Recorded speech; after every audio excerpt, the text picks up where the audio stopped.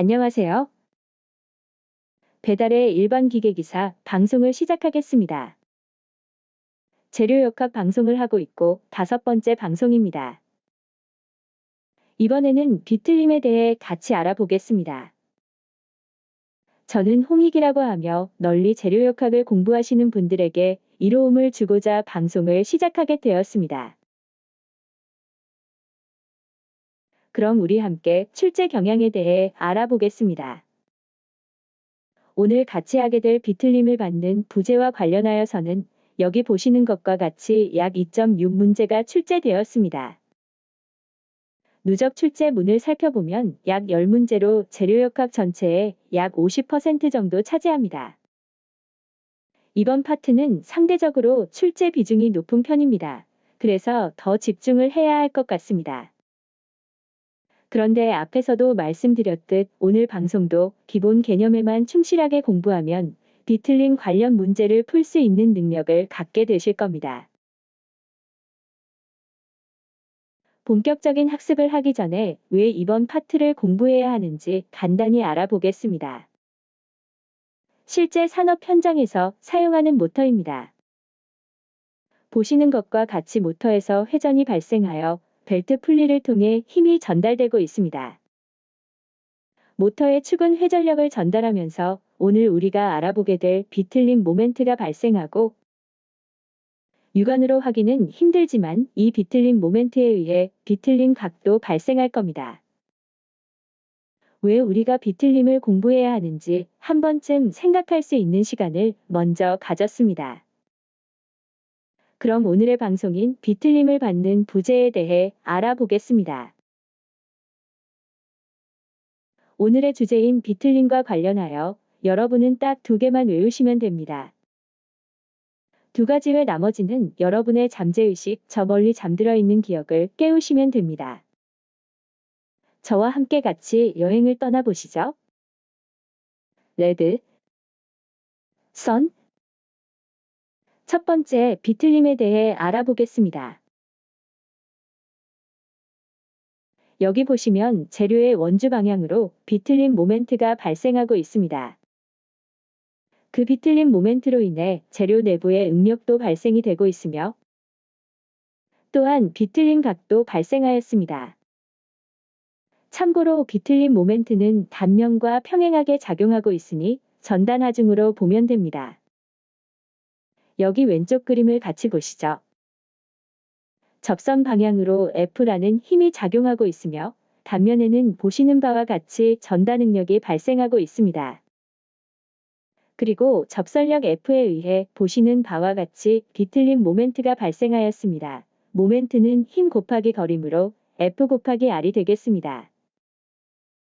여기서 오늘 여러분이 외워야 할 첫 번째 공식인 비틀림 공식이 나옵니다. 비틀림 모멘트 T는 전단 응력 타우 곱하기 극단면 개수 ZP입니다. 참고로 굽힘 모멘트는 시그마 곱하기 Z 단면 개수로 나타낼 수 있습니다. 뒤에서 나오니 이런 게 있구나 하고 넘어가세요. 다음은 비틀림 각입니다.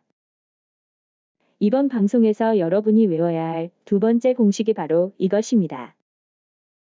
비틀림 각이 크다는 것은 비틀림 모멘트가 커야 변형이 많이 일어나고 길이가 길수록 더 커질 것 같습니다. 반면 재료가 단단하고 다시 말해 탄성 계수가 크고 단면이 클수록 비틀림 각은 작아질 것 같습니다. 제가 방금 설명드린 내용은 상식선에서 유추가 가능한 내용입니다. 비틀림각 세타를 정리하면 여기 보시는 것과 같이 전단 탄성 계수 G와 극단면 계수 IP에 반비례하고 비틀림 모멘트와 재료의 전체 길이 L에 비례합니다. 두 번째로 기억할 공식도 그리 어렵지는 않죠? 여기서 주의할 것은 각도의 단위가 라디안이라는 것입니다.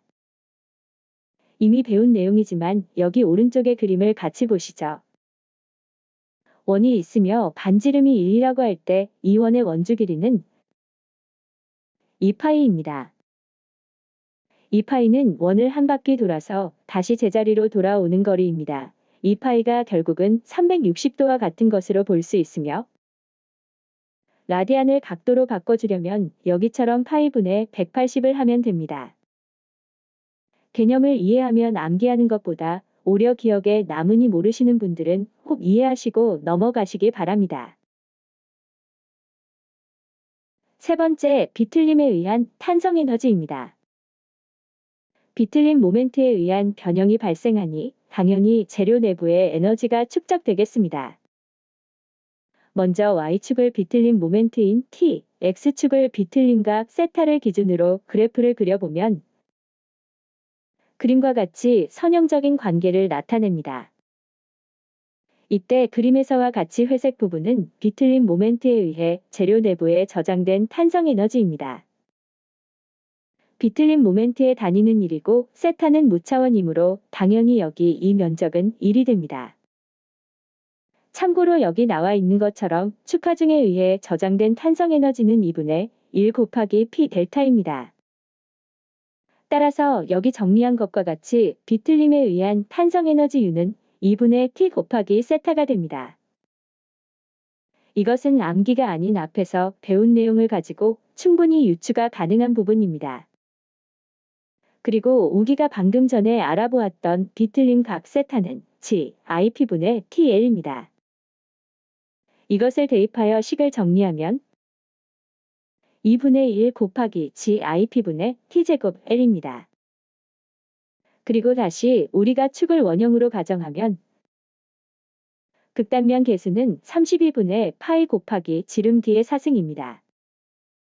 그리고 비틀림 모멘트 T는 타우 곱하기 16분의 파이 D 3승으로 정리할 수 있습니다. 이것을 식에 넣고 정리하면 16지분의 타우 제곱 파이 D 제곱 헬이 됩니다. 원의 면적은 다들 아시죠? 4분의 파이 D 제곱입니다. 원의 면적을 이용해서 식을 마지막으로 정리해보면 여기 나와 있는 것처럼 정리할 수 있습니다. 여기 제가 노란색 박스로 표시한 부분은 식을 유도해서 관련 문제가 나오면 푸시기 바랍니다. 여기를 자세히 보시면 A 곱하기 L이라 되어 있는데 여기는 다들 아시죠? 재료의 전체 부피가 됩니다. 앞에서 우리는 에너지 밀도를 알아보았는데 에너지 밀도를 정리해 놨습니다. 한번 보시기 바랍니다. 오늘의 마지막 개념인 동력입니다. 이번 방송 전에 제가 간단히 모터와 관련한 영상을 보여드렸는데 기억하시죠? 전기로 인해 동력이 발생되면 이 동력으로 축은 회전 운동을 하며 일을 합니다. 이를 전달하는 과정에서 축은 비틀림 모멘트를 받고 이 비틀림 모멘트로 인해 재료가 변형을 하게 되는데 결국 재료의 허용 범위 내에서 탄성 기름을 하여야 할 것입니다. 본격적으로 동력 파워에 대해 알아보겠습니다. 동력의 단위는 다들 아시겠지만 단위 시간당 1로 나타냅니다. 그림을 같이 보겠습니다. 이렇게 축이 오메가의 속도로 회전을 하고 있습니다. 그로 인해 힘 F가 발생이 되겠습니다.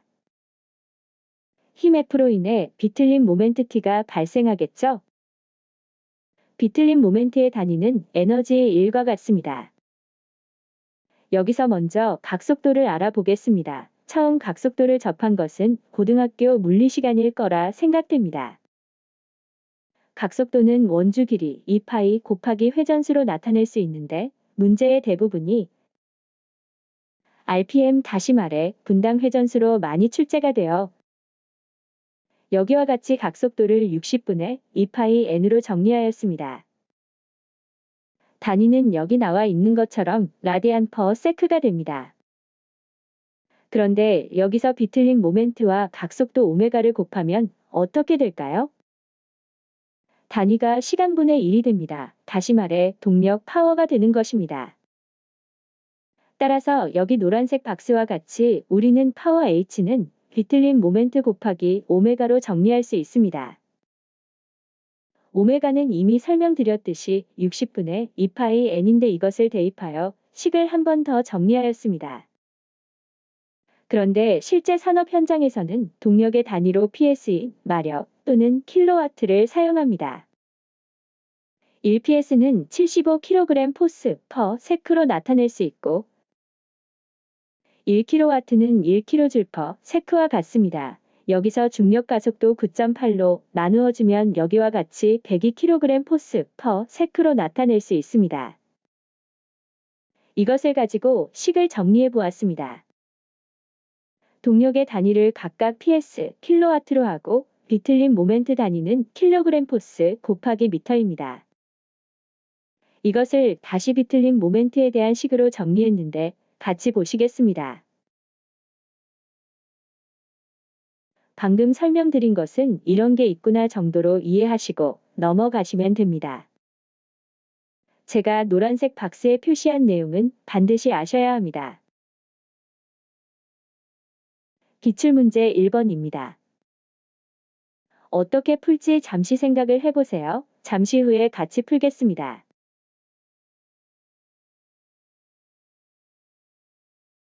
먼저 이해를 돕기 위해 여기 이렇게 그림을 그려보았습니다. 치차 C가 치차 B보다 더 큰 것으로 봐서 더 많은 비틀림이 발생할 것 같습니다. 다들 아시겠지만 비틀림 모멘트 T는 힘 곱하기 반지름, 다시 말해 2분의 D입니다. 따라서 우리는 비틀림 모멘트가 지름에 비례한다는 사실을 알 수 있습니다. 그런데 B 치차의 지름과 C 치차의 지름의 B는 여기처럼 1대 9입니다. 따라서 우리는 TC가 9 곱하기 TB라고 정리할 수 있습니다. 그런데 문제에서 지름 D1과 D2에 걸리는 전다 능력이 같아야 한다는 것을 알 수 있습니다. 따라서 여기와 같이 타우 D1은 타우 D2와 같습니다. 전다 능력 타우는 극단 면계수 ZP분의 T입니다. 따라서 식을 정리하면 ZD1분의 TB는 ZD2분의 TC는 같습니다. 여기서 앞에서 알아본 식과 극단 면계수를 대입하여 식을 정리하면 이렇게 됩니다. 식을 약분하겠습니다. 남은 것을 정리하니 이렇게 되네요. 이것을 다시 정리하면 D1 3승분의 D2 3승이 됩니다. 따라서 문제에서 우리가 알아봐야 할 D1분의 D2는 9분의 3분의 1승이 됩니다. 차근차근 풀면 해결이 가능합니다.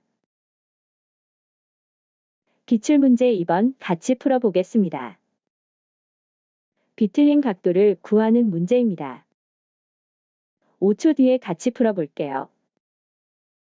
먼저 아래 그림을 같이 보겠습니다. 이렇게 거리를 A, B라고 하겠습니다. 그리고 다시 옆에 좀 더 단순화한 그림을 같이 보겠습니다. 고정단에서 이렇게 반대 방향으로 비틀림 모멘트가 각각 TA, TB가 작용하고 있습니다. 여기 모멘트 T에 의해 부재의 비틀림 각이 발생하겠죠? 그런데 부재의 탄성 계수가 같으므로 비틀림 각은 동일할 것입니다.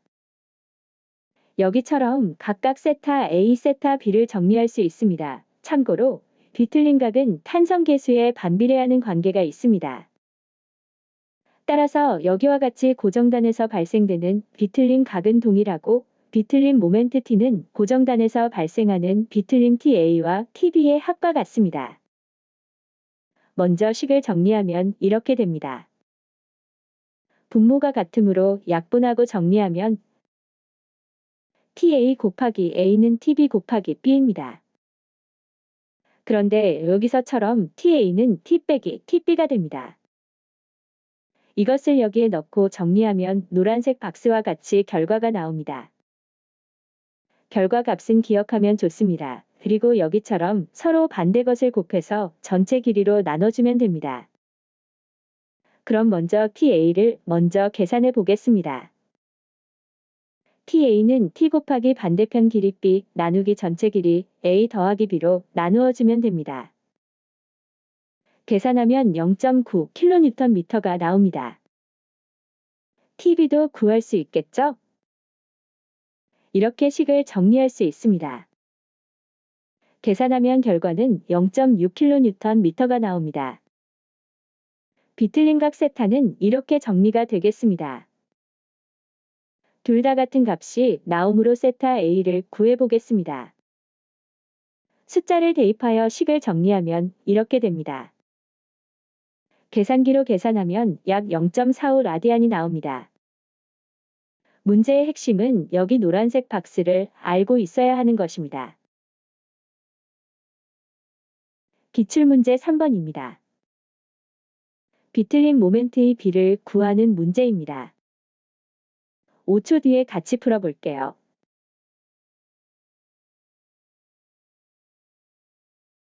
비틀린 각세타는 GIP분의 TL입니다. 이 식을 비틀린 모멘트 T에 관한 식으로 정리하면 L분의 G 곱하기 IP 곱하기 세타가 됩니다. 극단 면 모멘트는 32분의 파이 D4승이므로 정리하면 이렇게 됩니다. 여기서 보면 비틀린 모멘트 T는 길이에 반비례하고 직경 D의 4승에 비례합니다. 지금 설명드린 내용을 정리하면 이렇게 됩니다. 따라서 T2분의 T1의 숫자를 대입하여 식을 정리하였습니다. 계산하면 4가 나옵니다. 기출문제 4번입니다. 중공축, 중실축의 단면적 및 전다 능력이 같을 때 비틀린 모멘트의 B를 구하는 문제입니다. 잠시 후 같이 풀어보겠습니다.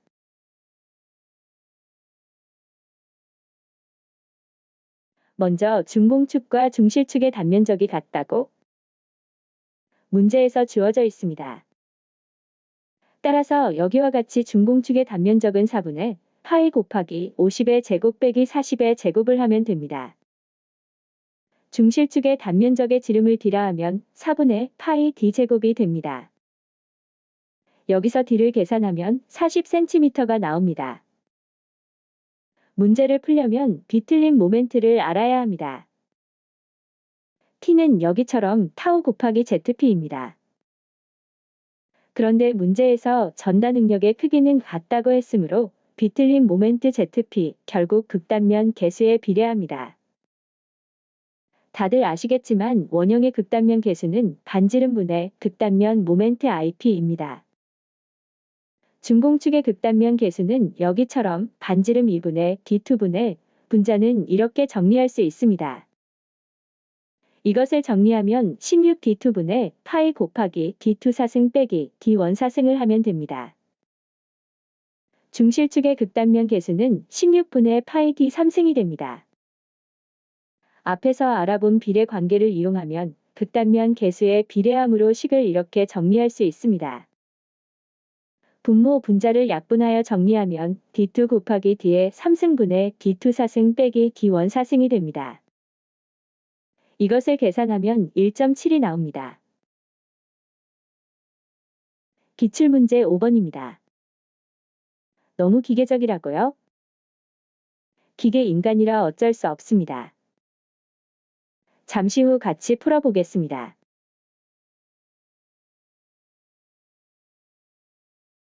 비틀림 에너지를 구하는 문제입니다.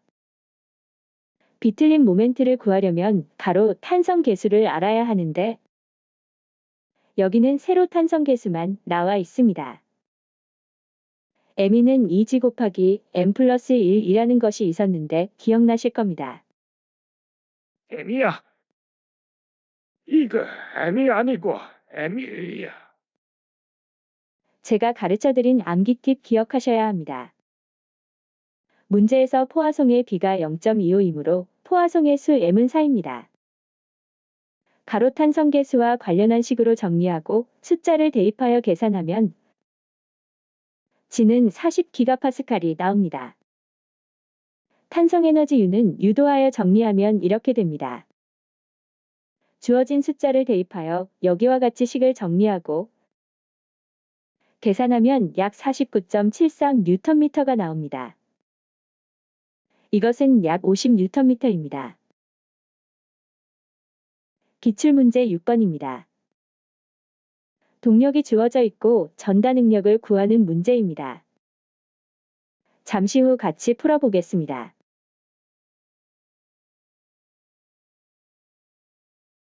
동력 H는 T오메가입니다. 그런데 문제에서 각속도가 26.5 리버스 퍼 세크로 나와 있는데 이것은 실제 각속도가 아닙니다. 초당 회전수입니다. 각속도 오메가를 구하려면 2파이 곱하기 회전수를 하면 됩니다. 이 문제는 초당 회전수이므로 그대로 곱하면 2파이 26.5가 됩니다. t는 오메가분의 h입니다. 숫자를 대입하여 정리하면 이렇게 됩니다. 계산하면 약 159.2Nm가 나옵니다. 그런데 비틀림 모멘트 t는 타우 곱하기 zp입니다. 전달력에 관련한 식으로 정리한 후 주어진 숫자를 대입하여 여기와 같이 식을 정리하고 계산하면 30 곱하기 10의 6승이 됩니다. 이것은 30메가파스칼입니다. 밑에는 킬로와트와 관련하여 개수를 정리한 식으로 풀어보았습니다. 개수를 외운다고 고생하지 마시고 제가 알려준 방법대로 하시면 기억도 오래가고 외우는 것도 줄일 수 있으니 일석이조라 생각합니다. 기출문제 7번입니다. 동력이 주어져 있고 비틀림 각을 구하는 문제입니다. 잠시 후 같이 풀어보겠습니다.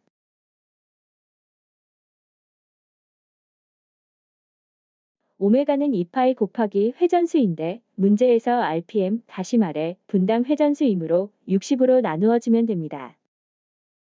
이렇게 계산하면 오메가는 83.78이 나옵니다. t는 오메가분의 h입니다. 숫자를 대입하여 식을 정리하면 이렇게 됩니다. 계산하면 비틀림 모멘트 t는 42.97Nm가 나옵니다.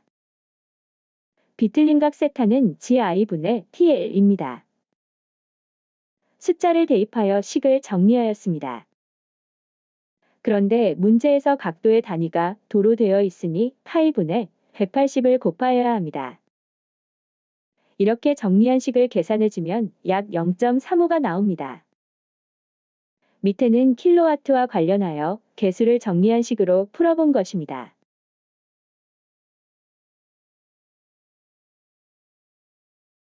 기출문제 8번입니다. 이번에는 비틀린 각이 나와 있고 동력을 구하는 문제입니다. 잠시 후 같이 풀어보겠습니다.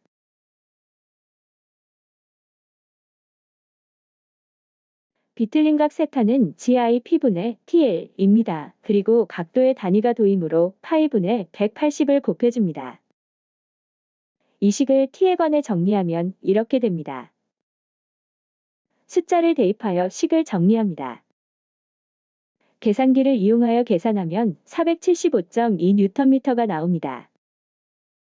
각속도 오메가는 60분의 2파이 곱하기 회전수를 해주면 됩니다. 계산하면 41.89가 나옵니다. 동력 H는 T 곱하기 오메가입니다. 계산하면 19,906이 되고 단위는 와트입니다. 킬로와트로 바꾸려면 1000으로 나누어주면 되고 약 20킬로와트가 나옵니다. 기출문제 9번입니다. 이번에는 최대 전다 능력을 구하는 문제입니다. 잠시 후 같이 풀어보겠습니다.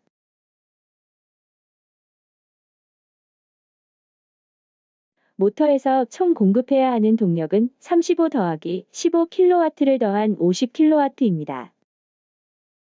따라서 여기 그림에서와 같이 축 AB는 50킬로와트의 동력이 전달되고 축 BC는 50킬로와트에서 축 AB에서 소모한 35킬로와트를 뺀 15킬로와트가 됩니다. 따라서 최대 전다 능력은 50킬로와트에 의해 발생이 될 것입니다. 이해되시죠? 그럼 문제를 풀어보겠습니다. 각속도 오메가는 여기와 같이 정리할 수 있습니다. 계산하면 약 62.83이 나옵니다. 비틀림 모멘트는 각속도분의 동력입니다. 숫자를 넣어 정리하면 이렇게 됩니다. 결과는 795.8Nm입니다. 따라서 전다 능력을 구해 식을 정리하면 이렇게 됩니다. 숫자를 대입하여 계산하면 32.4 곱하기 10의 6승 파스칼이 됩니다. 이것은 32.4 메가파스칼이 되겠죠? 기출문제 10번입니다. 이번에는 동력을 구하는 문제입니다. 잠시 후 같이 풀어보겠습니다.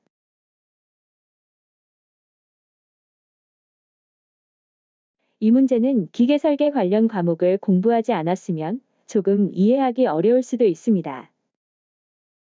그래도 개념을 이해하면 충분히 풀 수 있으니 같이 보시겠습니다. 문제의 그림에서는 안 나와 있는데 풀리가 회전을 하고 있습니다. 회전을 하면서 위쪽에 있는 벨트는 2000N을 힘을 전달하고 있으며 밑에 있는 풀리는 반대로 저항하는 힘 1000N이 발생하고 있습니다. 따라서 풀리가 전달하는 힘은 2000 빼기 1000이므로 1000N의 힘을 전달하고 있습니다. 자세한 것은 나중에 다시 공부하실 기회가 있으실 겁니다. 힘 F 풀리의 지경, 회전수는 문제에서 주어져 있습니다. 비틀린 모멘트를 구하면 힘 곱하기 반경이므로 400Nm가 나옵니다. 동력 H는 비틀린 모멘트 곱하기 각속도이고 정리를 하면 이렇게 됩니다. 계산을 해보면 약 4.19kW가 나옵니다. 오늘 문제는 다 풀어보았습니다.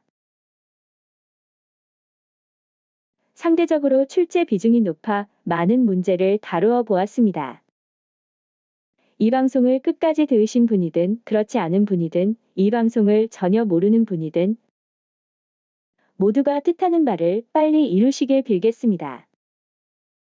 감사합니다. 안녕히 계세요.